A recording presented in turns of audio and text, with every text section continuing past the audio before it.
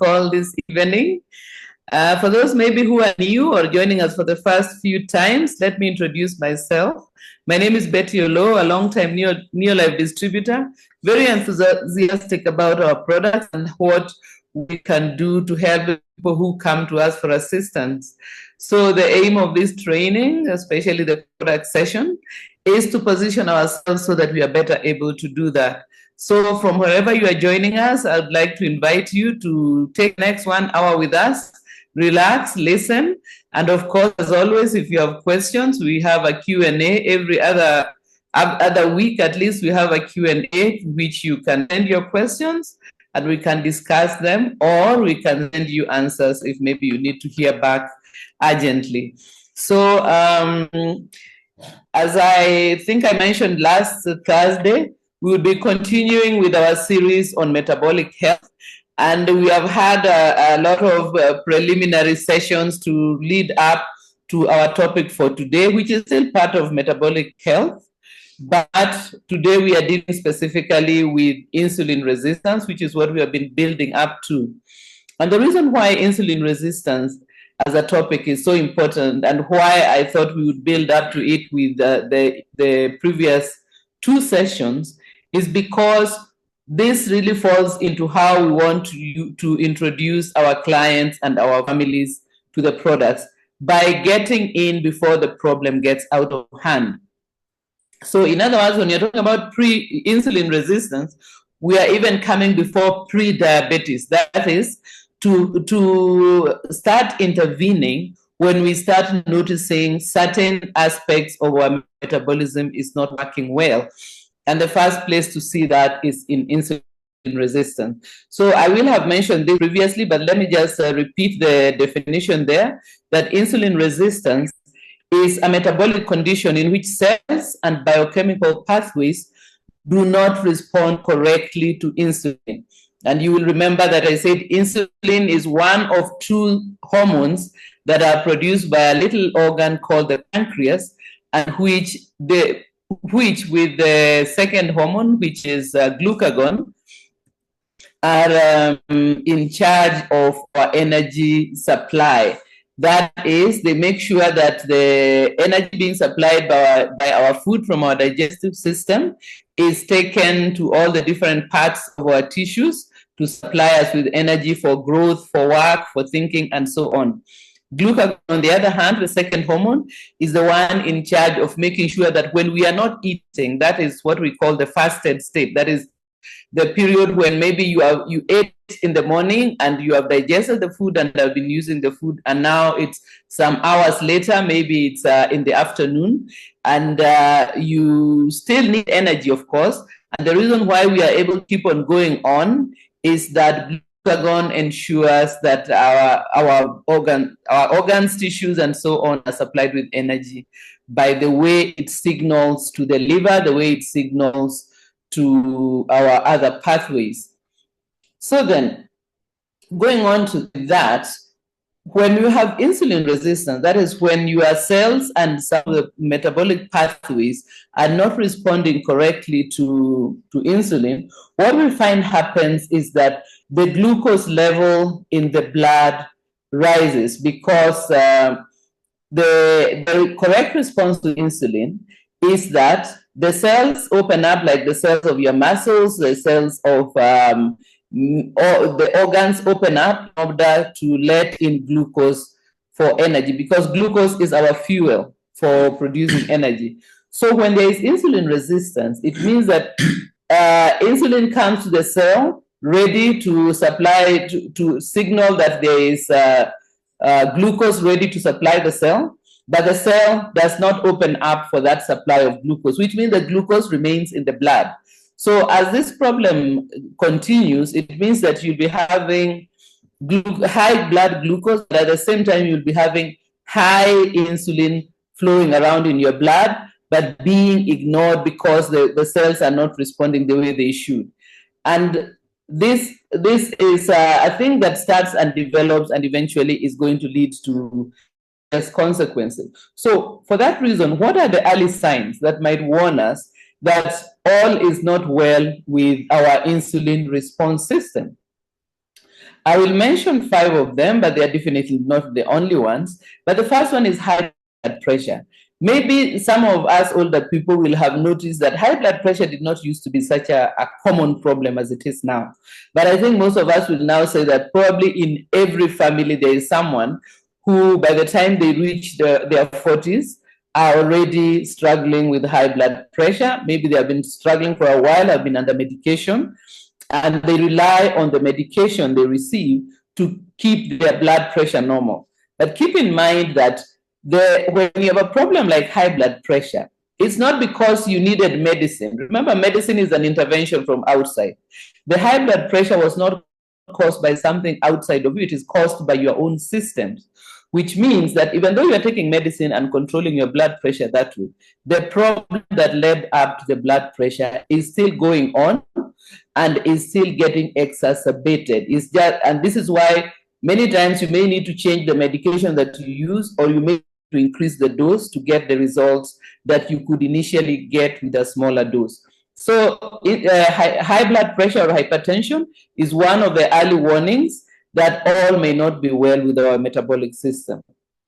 The second one is skin tags and darkening of skin creases. So if you think about places where we have skin creases, this can be like around the neck, the base of the neck where the skin gathers up, or it can be around the arms like the armpits and so on. So if you notice that certain things like that look a bit like warts, but they are not actually warts, they look like little pimples that grow out of the skin. And they don't hurt, they are not painful as such, and they are not from an insect bite. It's just little bubbles of skin that grow out, and these are called skin tags. These are another warning that the metabolism is not going on well and you're moving towards pre-diabetes. Then if you are dark-skinned, it may not be very obvious, but if you are lighter-skinned, you may notice that the places where the skin creases, like around the neck, around the wrists, around the armpit, you may start noticing that the skin gets shiny and darker than the rest of your skin. So that is another early warning. The third one is if you have a family member who has type 2 diabetes.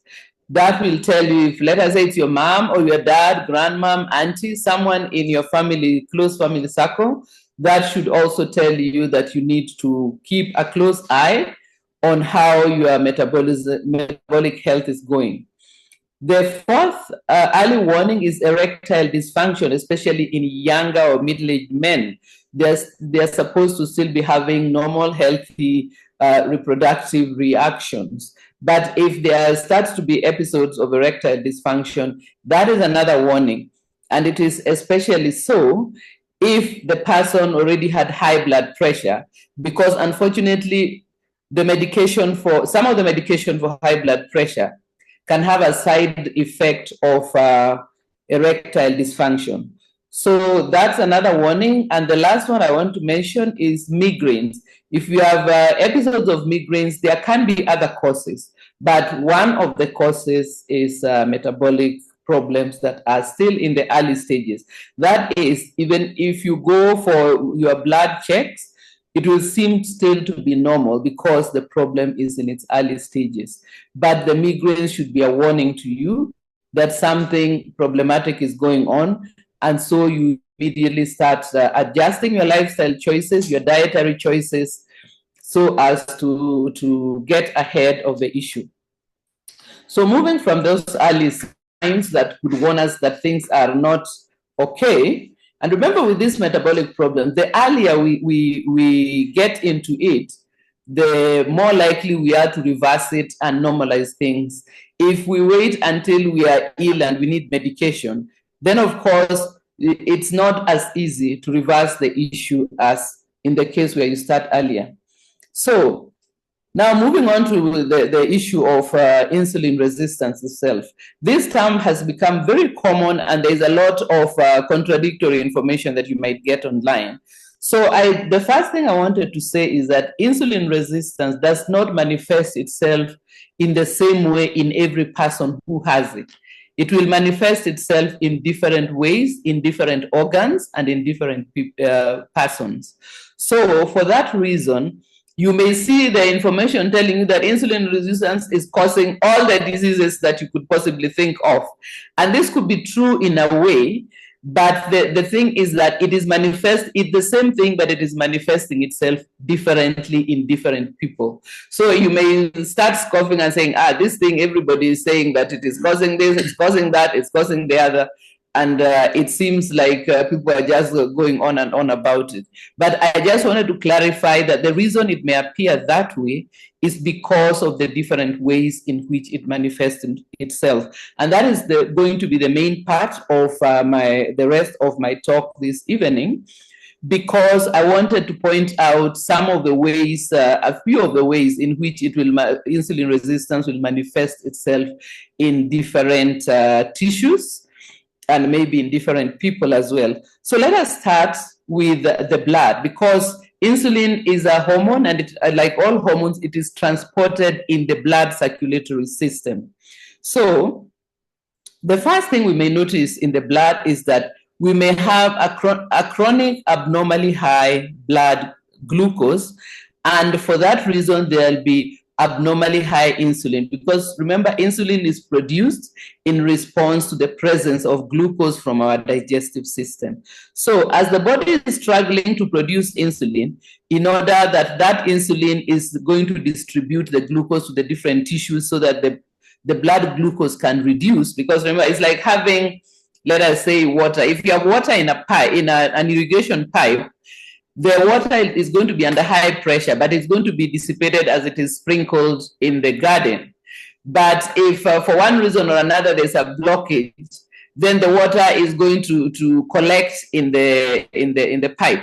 So think about insulin as something, a chemical that's supposed to be transported in your blood circulatory system, where it actually feeds glucose to your cells. But because the cells are resisting the insulin, it means that the insulin, your pancreas is going to think that there isn't enough insulin, and so that is why the cells are not getting the message. But the problem is not that there isn't enough insulin. The problem is that the cells, which are supposed to be absorbing the glucose, are actually not doing so. So one of the things you will notice is that the blood insulin is high, and the blood glucose levels are high. So this excess glucose in the blood, once your body realizes that this glucose is a lot and it doesn't seem to be going anywhere, it will obviously think that this is extra glucose, that you've already supplied your cells with glucose and now you have extra. And what does the body do with that extra glucose? It sends it to be converted into fat. And fat, remember, is a storage material. So it's converted into fat, and the fat is then deposited in fatty cells. But unfortunately, when this is a chronic situation, then the glucose is going to be converted into fat, and the fat is going to be deposited around your abdominal organs. The abdomen has got a good number of important organs. For example, you'll have your kidneys, which are in the lower part of your abdomen. You'll have the liver, you'll have the heart. These ones are in the middle of or just below your chest. You will have other things like the spleen, and all these are going to now be surrounded by a thick coat of fat, because this is the nearest place, and the fat is going to be deposited here. And this is why you may see that as in some people, the insulin resistance is going to cause them to start having an enlarged waistline or an enlarged abdomen, but the rest of their body is quite lean.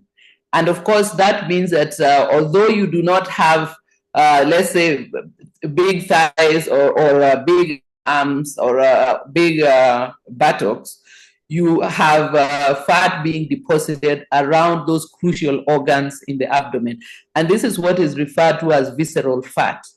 Unfortunately, if you are depositing a lot of fat around your waist and you see your waist beginning to thicken, that is another warning sign that your organs are now going to be in danger, because they are being pressed on by this fat which is being continuously deposited there.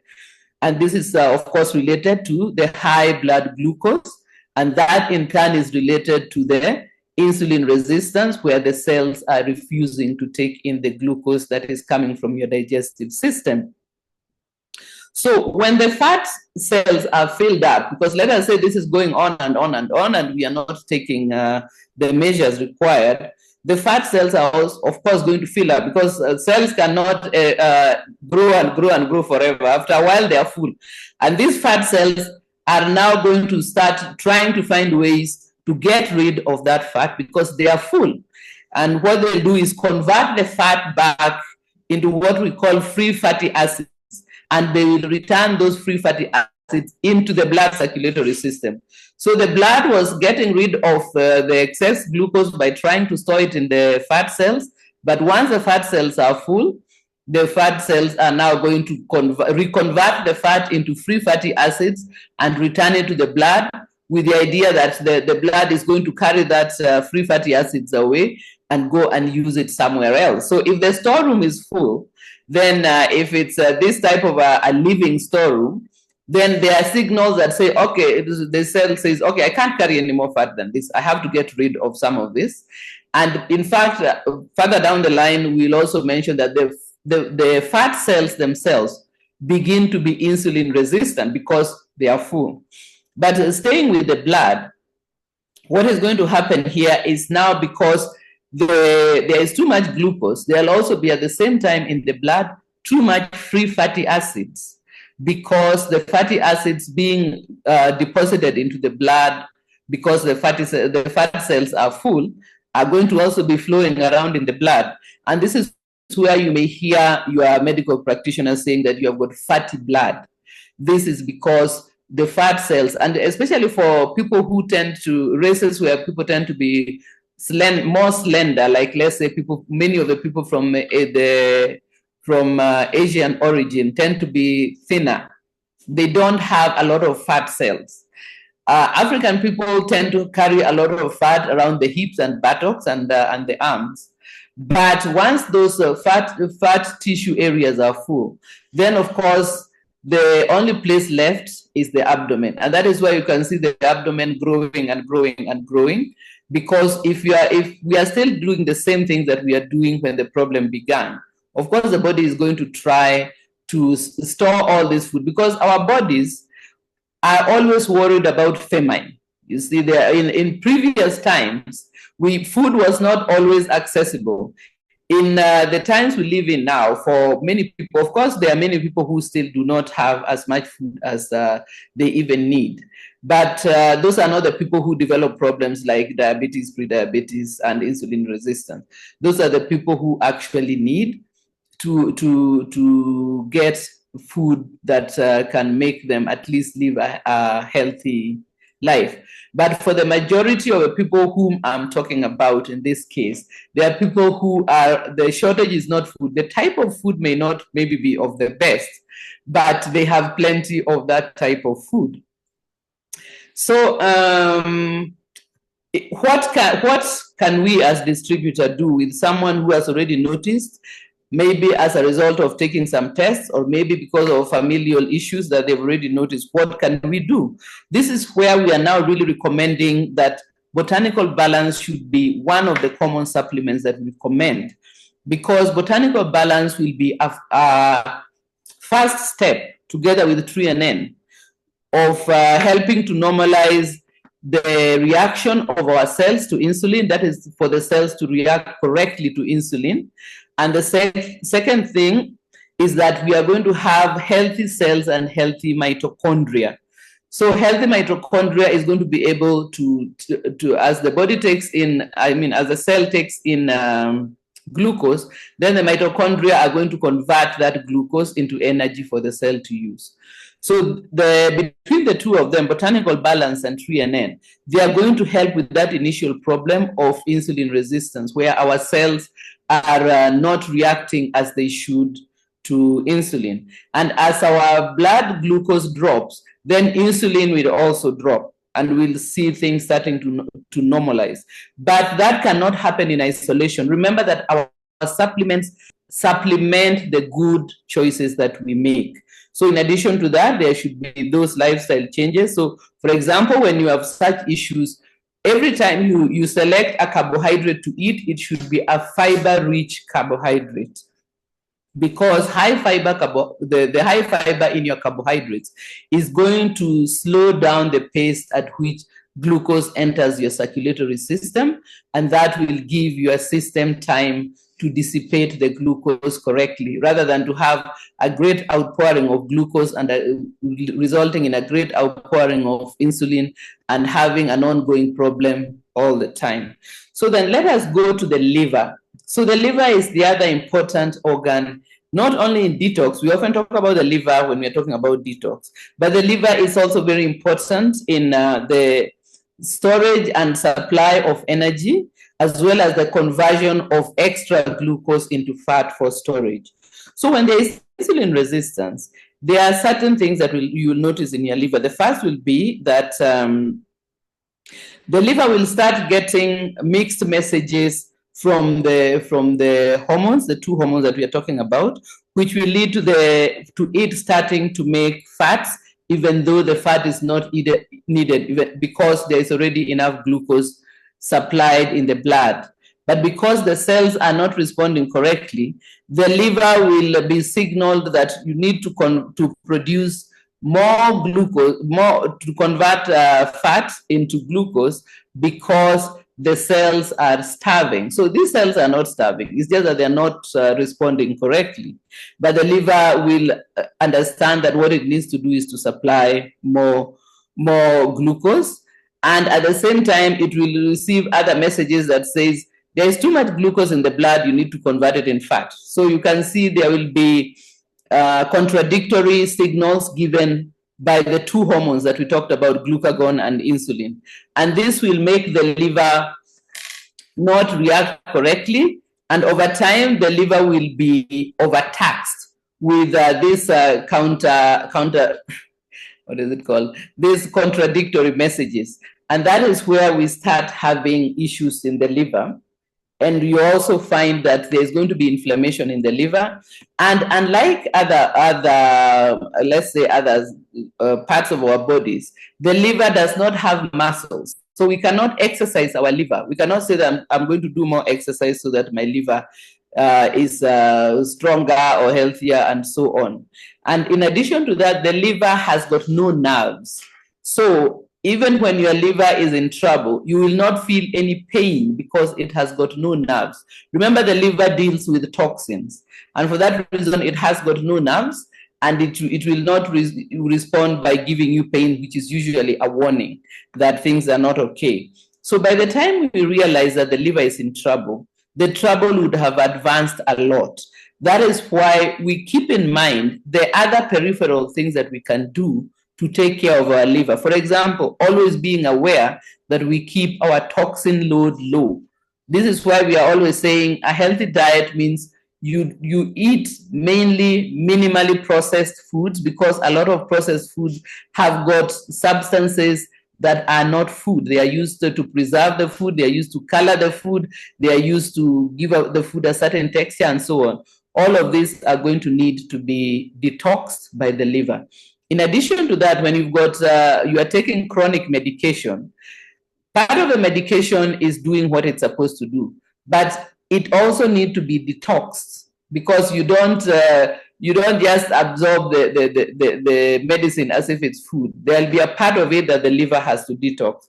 So when we don't resolve issues like high blood pressure and so on, and let's say we are taking also hormonal contraceptives, we are taking, when we have a headache, we are taking these painkillers for headaches. If we have got hyperacidity, that is things like heartburn, we take other medications.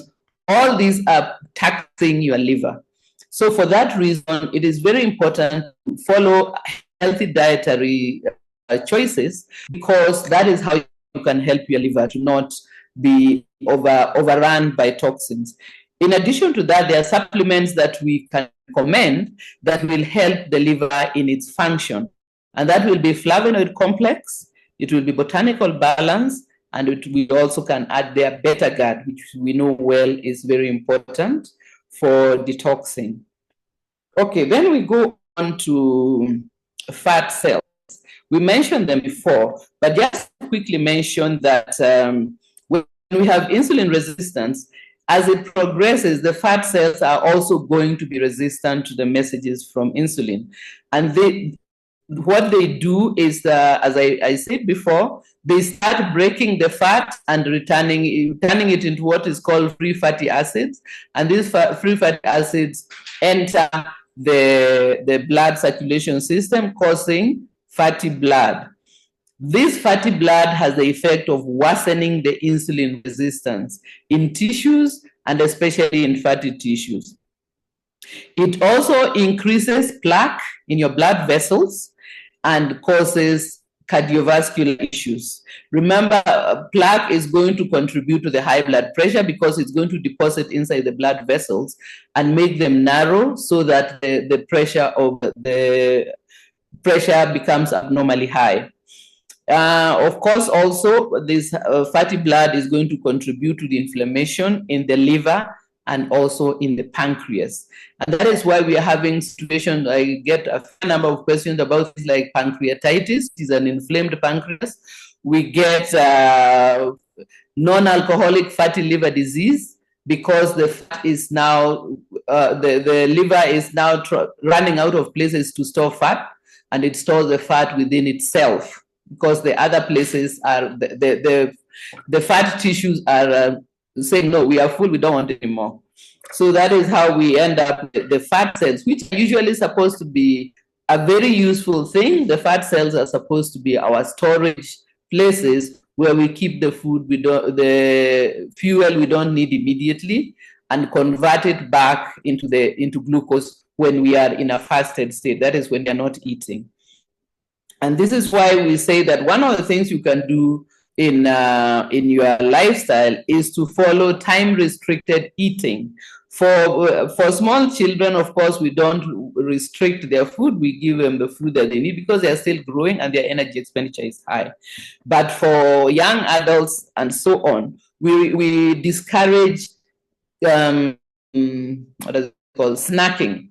Because snacking means that we are almost eating all the time. Our system is never without food. And what happens is that our systems usually prioritize the energy from the digestive system. That is the newly used energy, which means that as long as we are eating and snacking and eating and snacking, our fat stores are going to only be increasing. They'll not decrease because we never give our system a chance to go into the storeroom. It's like a rich person who has a lot of cash at home, but also money in the bank.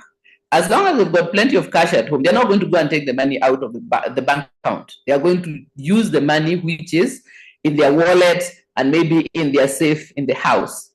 If we want to start burning fat, we need to have those breaks when we are not dealing with newly digested food, so that it will force our system to go to the stored fat, that is the storeroom, and release that fat with the help of the liver and use it for energy instead. So if you are struggling, such as myself, with putting on more weight than is healthy, what you need to do is have what that TRE, time restricted eating, where you don't, first of all, you can start by eliminating snacks. And definitely, if you are snacking, you should opt for snacks which are not going to contribute to the insulin problem. So it should be, if it's a carbohydrate, it should be high in fiber. But better snacks should be things like proteins, maybe a little bit of fat, because they do not disturb the insulin system as much as carbohydrate. And definitely, you should abandon choices like junk food, fast food, sweets, cakes, and all this should just be removed from the choices of your snack and even the choices of your meal. Let us try to go back to our traditional foods, because some of these food choices that have been introduced recently into our lifestyle have proved to be too much for our metabolisms. Anyway, I wanted to also mention the kidneys, because this is another area where we are really noticing a lot of trouble to do with insulin resistance. Our kidney is like the liver, is a very hard working pair of organs, because we have two. And the kidneys filter our entire blood supply 60 times in a 24-hour cycle. That is a lot of serious work. And that is because the kidney cannot eliminate every toxin we might take in with our food, with the air, and so on. So what the body has developed to do is to filter everything out in the kidney and then take back just what we need. So you can see that this is a very important organ that is always working very hard. And what happens with insulin resistance is that it interferes with the kidney's work of filtering. So what the kidney will do is to reabsorb glucose, even though there is already too much glucose in the blood circulatory system. The kidney thinks that glucose is something that we like to keep. Remember, our body likes to keep any extra energy and store it for the day when there's going to be no food. Unfortunately, that is how we are made. So the body will not say that, oh, now I know there is plenty of food, so we can waste. Most of the time, the body does not behave like that. What the kidney is supposed to do is keep the things which are useful, get out the things which are harmful or which we don't need. Like, let's say if we have drank a lot of water, we pee a lot because we don't need all that water. So the kidney knows that, okay, well, I can see that the water is enough, let's get rid of the extra. But glucose, the kidney does not respond in the same way with glucose. What the kidney does is reabsorb the glucose back because it knows that glucose is very important because it is our fuel. So it keeps it. Unfortunately, remember, the problem is that we already have too much glucose in our system. And this chronic high glucose in the blood starts to damage the blood vessels in the kidney and also the filtering units of the kidney, which are called glomerular filtration systems. So if our glucose is chronically high, and remember, all these problems only come about if they are chronic. So don't get me wrong that I'm saying that the moment your blood glucose is high, you're in trouble. No, this is if it's an ongoing thing. And that is why we are talking about this earlier stage, so that we start taking care before things get to the point where now things are breaking down or our system is not responding the way it should respond under normal circumstances. So when we damage the blood vessels, there's very tiny blood vessels in the kidney and in the kidney's filtration system, what is going to happen is that the kidney is going to start being less effective in its function. And that is why, I think I've also mentioned this before, we are noticing dialysis units being added to our hospital. Some hospitals are opening up whose entire function is just to dialyze people who have kidney problems. And a big contributor to those kidney problems, chronic kidney disease, is actually this insulin resistance, pre-diabetes, and diabetes. So this, you may have your other parts of your organs might be working okay, but your point of weakness is the kidney. So as other people maybe are suffering from high blood pressure, the first thing you might notice is that your kidney starts to be less and less efficient.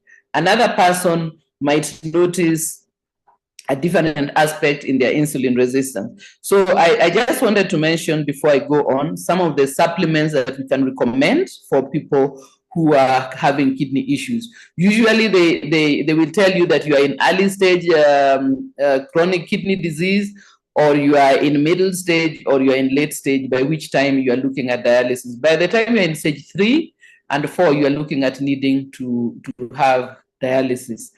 But before we reach that, if you have had people in your family that have had chronic kidney disease, then it's already a warning. If you maybe are noticing that your regularity of needing to rush to the toilet is increasing, those are all warnings that your kidney is not okay. And you need to start supplementing with things like beta-GAD. You need to start supplementing with alfalfa, chelated zinc, and flavonoid complex. So that can be a support that we start early, because once the kidney disease has reached a stage where you need dialysis, it means that the kidney is really struggling, and we even limit the amount of supplements we can recommend because the kidney cannot deal with them. So at that time, we'll only recommend a few things, maybe beta-GAD,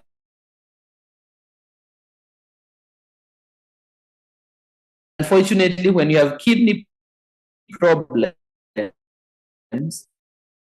one of the things that appear is that you always are deficient in the amount of vitamin B. And remember, vitamin B is a family of vitamins that are used for our systems and functions. Then I also wanted to mention issues to do with the brain.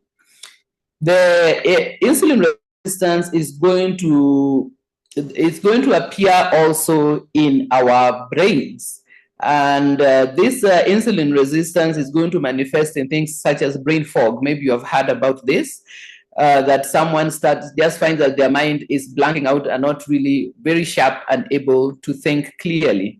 And that comes from the fact that the brain is not taking up as much glucose as it should because of these problems of insulin resistance. In addition to that, another way in which insulin resistance can affect the brain is by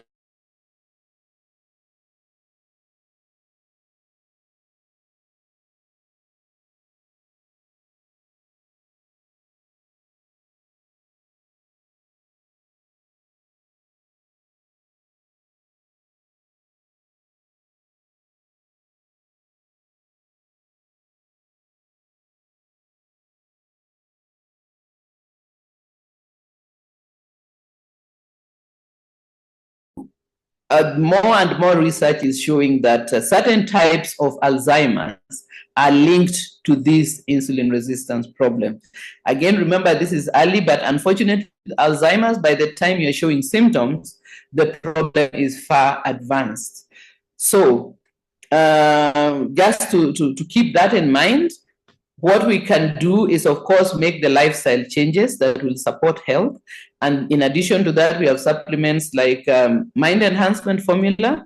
We also have omega-3 salmon oil, and as always, 3NN. Then, because I see I'm running out of time, I want to mention reproductive organs and how insulin resistance is going to affect them. So I have mentioned before when I'm answering questions to do with polycystic ovarian syndrome, that it is a manifestation of insulin resistance in the ovaries.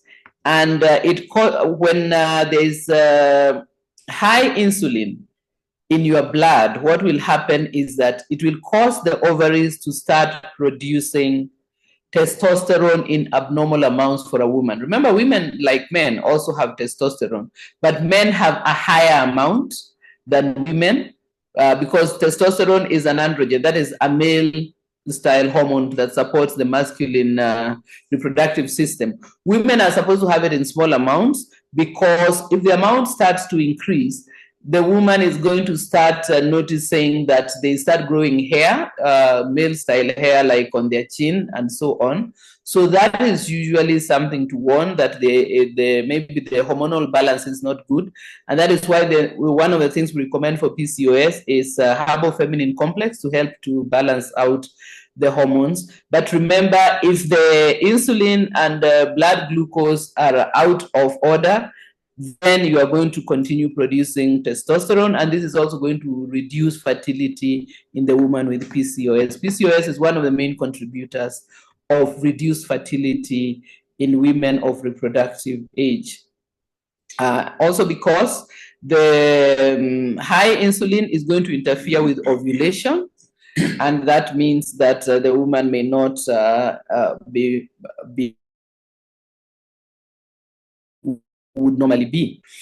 Irregular menses will be another thing. So all this is going to be the result of having this high insulin, and I will repeat that the high insulin is because of having too much glucose, which is not being absorbed by the tissues of the body due to insulin resistance. So for polycystic ovarian syndrome and others of those different cysts growths, we recommend botanical balance, first of all, and then recommend herbal feminine complex, multimineral alfalfa, and you can also add their omega-3 salmon oil or Pro-Vitality.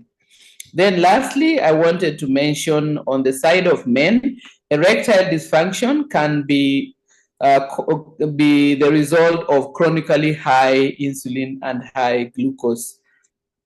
And this will also, it can be, remember I said that if you are on medication for high blood pressure, remember high blood pressure is also linked in some cases to insulin resistance.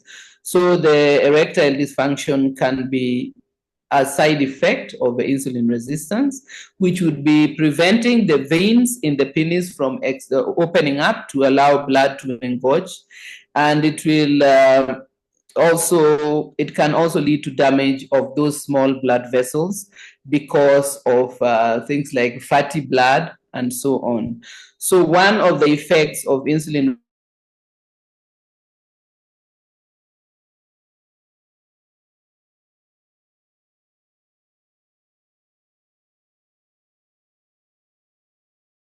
rather than just plan to take your blood pressure medications indefinitely, start using supplements and lifestyle choices to resolve high blood pressure and the health issues linked to it. For high blood pressure, we recommend lipotropic adjunct and we recommend omega-3 salmon oil. Increase exercise and movement in your lifestyle.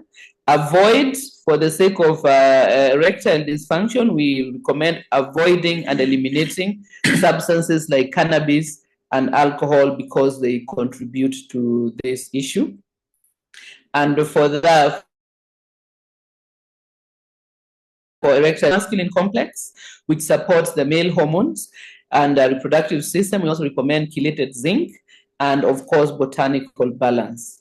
So just also to say that botanical balance, threonine, magnesium, and fiber tablets are very important for pre-diabetes as well as diabetes.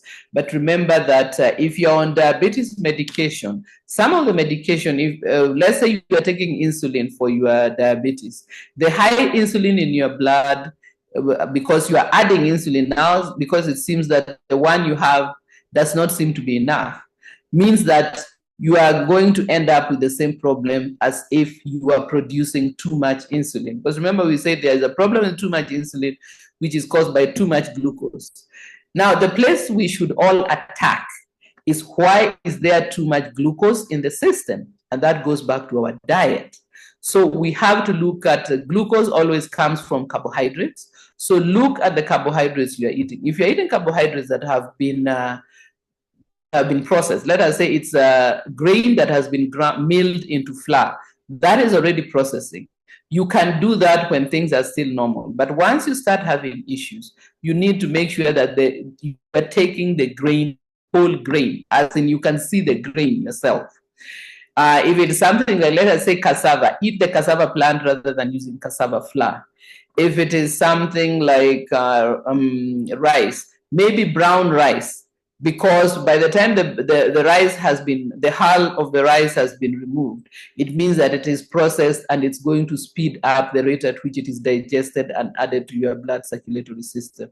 So my brothers and sisters, our friends, it is very, very important that we look at our diet, because the majority of the illnesses that we are talking about when we are talking about our supplements are not from infections. They are actually from the food that we are putting into our system. It would be a very good thing if we looked at the food we are eating as a signal. Does it signal good health or does it signal ill health? Let us try to go back to the foods that we were eating before, because these illnesses were unknown when we were eating our cultural, minimally processed foods. And the processed food can be a part of our life, but a very small part, not the majority of our diet, because clearly we are not able to handle it. As you can imagine, this is a very big topic, and I've been trying to break it up into smaller and smaller parts, but it's not so easy. But I hope I've indicated to you that even though you may not be having issues to do with PCOS, you could be having issues to do with Alzheimer's. Maybe you're not having to do issues with Alzheimer's. You could be having issues to do with your liver. Maybe it's not the liver, it could be the kidney, or it could be erectile dysfunction, or it could be plaque in your blood vessels. And it's very likely that if you follow a healthy diet and use the supplements to supplement those healthy habits, you will find that you are able to rectify this problematic situation in whatever manner it presents itself. I would say that one of the best things that Neoline has done for us is to add botanical balance and magnesium complex to our supplements, because they are going to play a very important role in resolving this issue of insulin resistance. I know that we cannot touch on everything, but remember the sessions are usually to start you on the journey of discovery. So if you find that maybe I did not say all the things you had hoped I would say, you can still do some further reading to acquaint yourself with the way in which this issue might be manifesting itself. So I want to hand you over to Pascal now, because I've gone on for a while, and the next session is coming through. But thank you very much, and I hope that you have found the session beneficial, and it will start you into looking at your lifestyle and at the information that is available. Thank you very much, and have a good evening.